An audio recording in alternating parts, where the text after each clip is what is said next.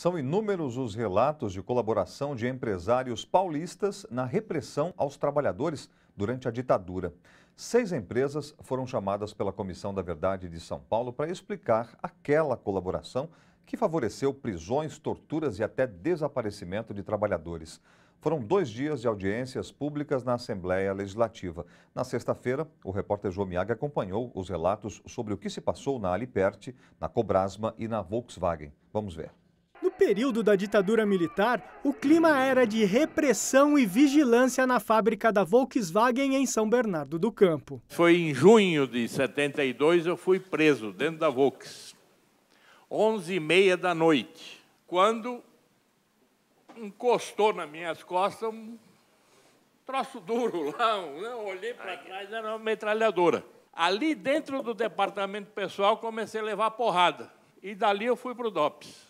Esse depoimento comprova que os trabalhadores que tinham liderança política e sindical nas fábricas eram vigiados no local de trabalho com a colaboração da empresa. As empresas foram fundamentais para o financiamento do golpe e para a organização do golpe. Nessa audiência pública, foram apresentados documentos dos órgãos de repressão, com dados pessoais desses metalúrgicos que eram produzidos dentro das empresas. Uma vez fichados, esses trabalhadores eram perseguidos e muitos não conseguiam mais arrumar emprego. Como que o DOPS recebe uma lista em que da Volkswagen tem alguns nomes, o senhor falou dezenas, que tem o nome da seção da pessoa e o endereço pessoal. Trabalhadores na Cobrasma de Osasco também denunciaram a colaboração da empresa com a repressão militar. Seu João Batista foi operário e sindicalista e participou da histórica greve da Cobrasma em 1968, durante a ditadura. Mais de 600 funcionários foram presos e sofreram perseguições.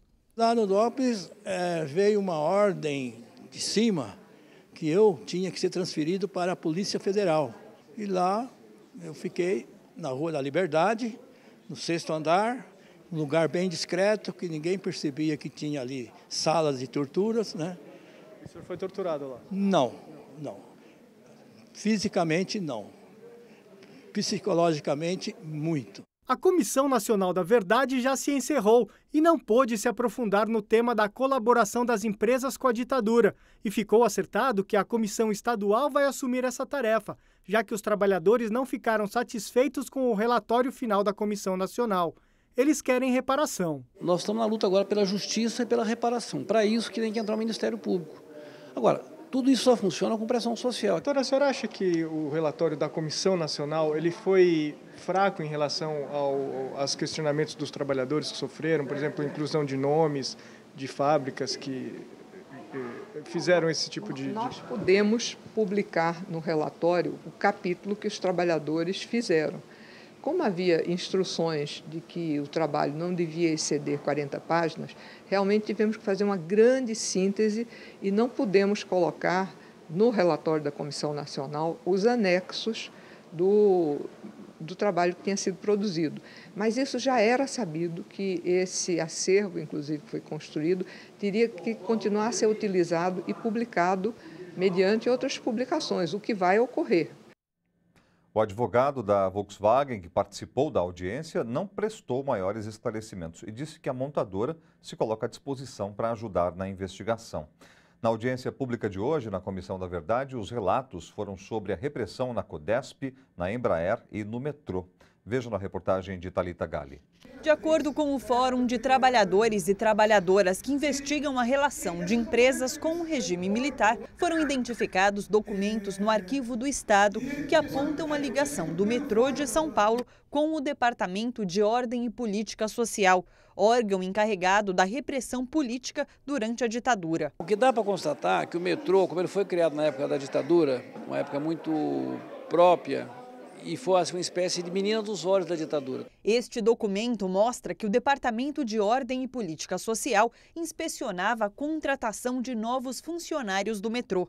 Segundo o DOPS, a empresa não estava seguindo normas consideradas essenciais: atestar antecedentes políticos e sociais e realizar investigação social dos candidatos. A preocupação na época era com a organização política e sindical dos funcionários do metrô, que em 1970 formaram um grêmio e em 1975 criaram a Associação de Empregados do Metropolitano de São Paulo. Em 74 foi criada uma lei que regulamentava a questão de segurança no transporte metroviário. O metrô tinha acabado de ser criado e o Geisel, que fez esse decreto-lei.